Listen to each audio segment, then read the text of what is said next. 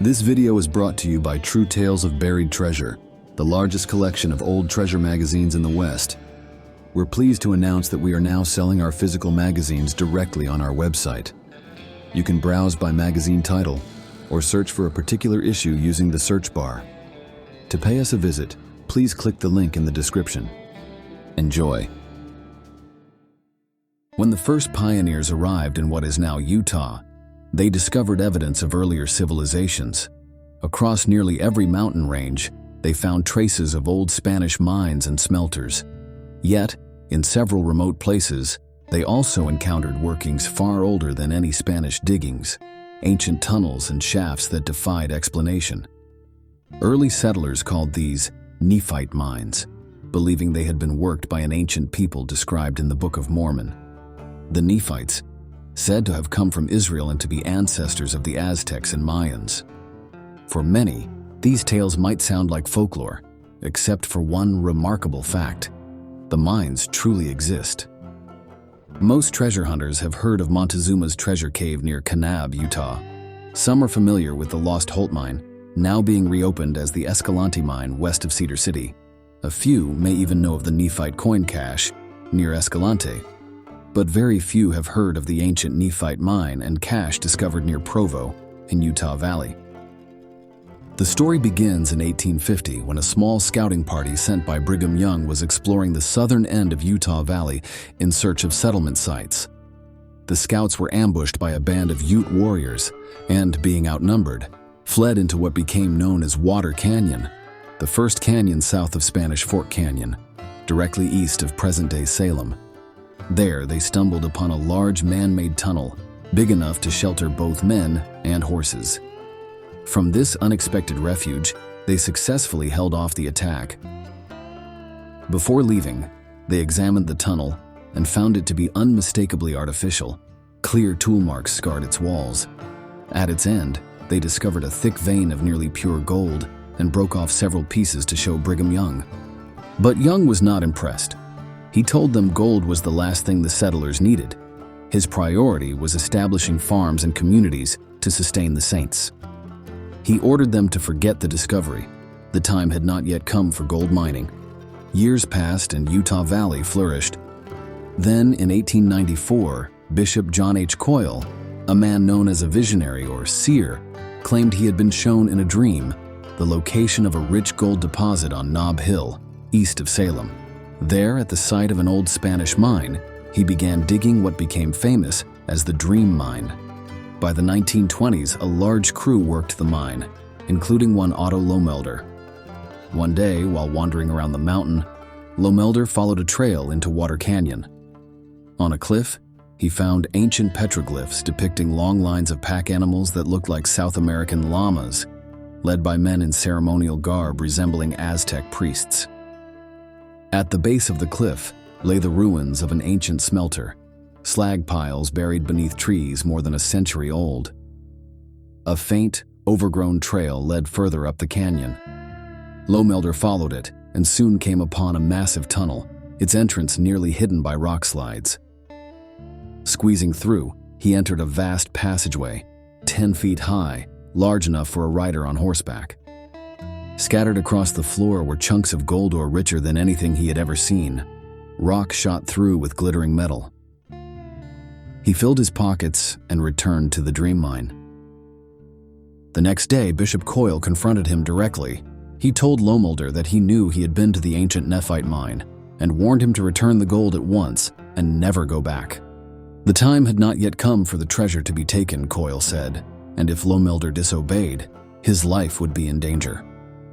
Knowing the bishop's prophecies were rarely wrong, Lomelder obeyed. He returned the ore and never set foot in the canyon again. Only in his old age did he tell the story to his family. In the early 1930s, several hikers in Water Canyon reported seeing what appeared to be the mouth of a large tunnel peeking from beneath a rockslide, perhaps the same entrance Lomelder had once found. And so, the legend of the Nephite mine of Water Canyon endures, a secret of gold, prophecy, and mystery waiting perhaps for the time when it may finally be claimed.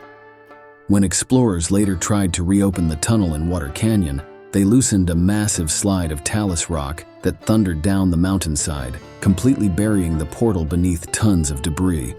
Each attempt to clear the stones only triggered more slides. It was the time of the Great Depression.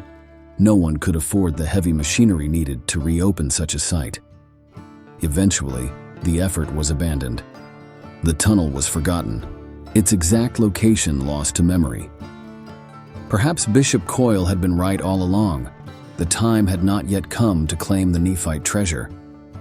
Yet not all the hidden wealth above Utah Valley lies in veins of ore. Some, it is said, remains buried treasure, sealed away centuries ago.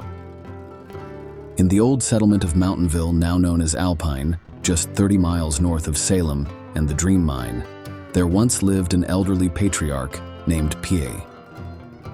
He too experienced a vision, a dream revealing a hidden Nephite treasure buried at the foot of Mount Timpanogos, near the mouth of American Fork Canyon. In his vision, Pattee saw a long ancient trail built by the Aztecs of Mexico, stretching all the way from Montezuma's treasure houses to the towering peaks of Timpanogos. He dreamed that fleeing from the armies of Cortez, the Aztecs, whom he believed to be descendants of the Nephites, had carried their emperor's horde northward and hidden it at the mountain's base nearly 4 centuries earlier. Driven by his vision, Pattee searched for the old Aztec trail. He claimed to have found sections of it in Spanish Fork Canyon and followed its path northward, past Salem and into the foothills of Timpanogos. There, near the old Bear family homestead at Mountainville, he discovered what appeared to be an ancient tunnel. Its entrance had been skillfully concealed with carefully fitted stones, though time and weather had begun to reveal it once more. For years, Pattee worked to reopen the passage, clearing waste rock by hand. Inside, the tunnel's walls bore the marks of chisels and picks, clear evidence of ancient craftsmanship. After digging 75 feet into the mountain, his work came to a sudden halt. Pattee later told that a heavenly figure, clothed in radiant white, appeared before him and commanded that he dig no farther, for the time had not yet come to unearth the treasure. Struck motionless, Pattee's shovel slipped from his grasp. He could neither move nor speak until the vision faded. Weak and trembling, he crawled from the tunnel. For the next 30 years, Pattee returned each year to the site. Every time, he found the tunnel mysteriously filled again with rock. Each time he cleared it to the 75-foot mark, he grew faint and collapsed, just as before. Skeptics may dismiss Pattee's tale as superstition, yet traces of the ancient Aztec trail can still be seen, and the petroglyphs of Water Canyon still bear silent witness to a forgotten past. Old residents of Alpine can point to the slope where Pattee once dug, if they choose to speak of it at all. Some refuse, claiming the site is haunted, guarded by ghostly figures in white that appear to those who venture too close. The old Nephite mine in Water Canyon and the hidden Cache cave near Alpine remain sealed and silent. Perhaps even now, the treasures of the Nephites and of Montezuma himself still lie waiting beneath the mountains of Utah Valley. Somewhere in the wilds of southern Utah, a dark outcrop of black hornblende juts from a grassy mountain meadow. The ledge rises higher than a man, 10 feet thick, and stretches for hundreds of yards before vanishing beneath a cap of ancient lava. Assays once valued parts of this mysterious vein at more than $5,000 per ton in gold. Among treasure hunters, it is known by a name that commands both reverence and obsession: the Lost Josephine Mine. For generations, seekers have scoured the Utah wilderness in search of it. More expeditions have chased the Lost Josephine than even the fabled Lost Breyfogle Mine or Lost Pigleg Mine, and unlike those legends, the Josephine is supported by extensive documentation. The story begins in the 1700s, when Spanish explorers and traders journeyed into Utah and discovered the gold-rich ledge. For nearly a century, they worked the deposit, hauling ore south into New Mexico. But by the early 1800s, relations between the Spaniards and the Ute Indians had collapsed, sparked when the Spaniards refused to trade horses with the Utes. By the 1820s, open warfare raged between the Utes of Utah and Colorado and the colonial settlements of New Mexico. Mining operations in the region ceased entirely, and the great Spanish workings fell silent beneath dust and time. When American prospectors flooded into Utah's mountains during the 1860s and 1870s, they rediscovered many of these old Spanish diggings. The evidence was everywhere: collapsed shafts, smelter ruins, and rich surface floats scattered across the slopes. Newspapers of the era recorded these discoveries in vivid detail. The Reese River Reveille of Austin, Nevada, published this front-page report on January 17, 1868. We are informed by Benjamin Evans, shortly before he left Hiko, that specimens of silver ore had been brought in from the district of Paranagat. They are very rich. Competent judges estimate their value at over $6,000 per ton. The mine lies within 10 miles of Tintic, though the discoverer remains reticent about its precise location. He reports the ledge is 4 feet wide, and that silver float can be traced to the summit of the mountain, where an old shaft was found. That the Mexicans formerly worked mines in this region is beyond doubt. Several of their shafts have already been discovered. The ores they sought must have been of great value, as the remains still contain material that pays well for modern working.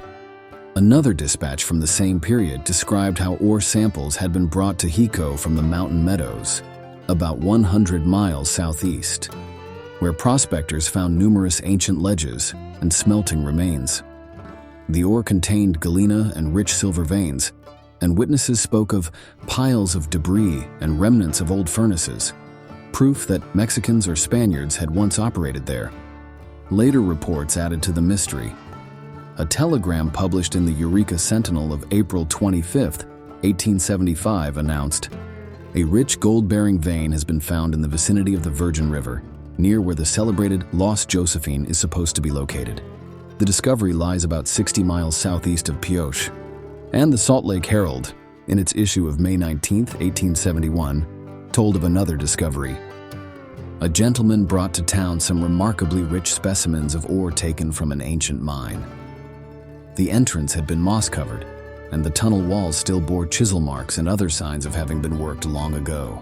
The find was made purely by accident, when he stumbled upon a small shaft concealed by brush. Each clue deepened the mystery and inspired new expeditions, but no one ever relocated the lost Josephine.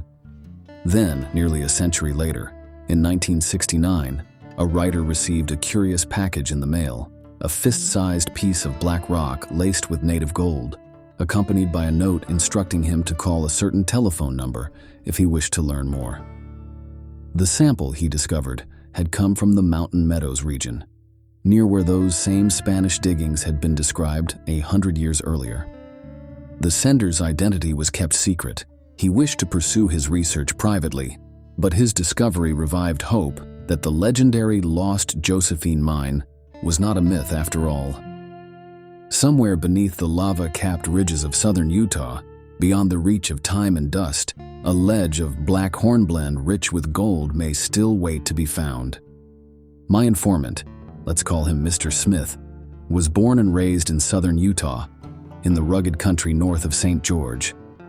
As a boy, he often heard stories of the legendary Lost Josephine mine, that elusive vein of gold said to be hidden somewhere in the mountains. When Smith first contacted me, it was because he had read a series of my articles on lost history in a Las Vegas newspaper. He wondered whether I could shed light on what little was known of the mine's true location. Smith himself had no ties to the mining world. He worked in the office equipment business in Las Vegas and had long since dismissed the legend as little more than campfire talk. That changed after his father's death. When Smith became executor of his father's estate, memories long buried resurfaced, especially those of a mysterious Spaniard who had visited their ranch when Smith was a small boy in the 1920s. Smith recalled the man vividly, middle-aged, quiet, and courteous, with one distinctive feature: a large black Stetson hat, old-fashioned even for its time, which he never removed. The Spaniard arrived without fanfare and stayed several months, spending his days alone on horseback, riding deep into the backcountry. Then, just as quietly as he had come, he left. For 40 years, Smith gave the episode little thought, until one winter evening as his father lay dying. Confined to bed, the old man asked his son to fetch a trunk from the kitchen pantry. Inside, it was a small black box made of wood and cowhide, the kind once used by old New Mexican paisano families to store valuables and papers. Smith's father explained that the Spaniard had left the box with him when he departed the ranch decades earlier. Inside were samples of black rock streaked with gold and a copy of an old map said to have been in the Spaniard's family for generations. According to the story, the man had followed that map all the way from New Mexico into Utah, searching for the lost Josephine. The map itself was about 12 by 15 inches, drawn in Spanish and showing mountain ranges, rivers, and routes marked with distances and marching times between points. The layout suggested that it covered part of the upper Virgin River country of southern Utah. Whether the tracing is genuine is impossible to say. By the time Smith inherited it, at least a century and a half had passed since the original expedition that inspired it. The Spaniard had clearly believed the mine lay somewhere near the region shown on the map, and that his stay at the Smith Ranch had been part of his final effort to locate it. He promised to return one day, but he never did. As for why the lost Josephine remains undiscovered, there may be a simple explanation. The ore samples from the Spaniard's box were made up of black hornblende, a type of rock that normally contains no valuable minerals. Any prospector seeing it would have passed it by without a second glance. Gold is usually found in quartz veins, clear or milky white rock that gleams even in shadow. A dull, black outcrop resembling volcanic lava would seem worthless, and yet, that very appearance may be the secret that has kept the lost Josephine hidden. According to assays conducted by the Nevada Bureau of Mines, the ore from Smith's samples ran over $5,000 per ton in gold, a staggering richness by any standard. So if you ever find yourself in the high country between St. George and Cedar City, after the winter snows have melted and the streams run full, keep your eyes open for a black ledge of hornblende streaked with gold. Somewhere out there beyond the ridges and the lava caps lies the fabled Lost Josephine mine. Its secret perhaps waiting for a new hand to uncover it. Thanks for watching. If you'd like to read the original article or purchase the magazine from which it was taken, please check out our website, truetalesofburiedtreasure.com.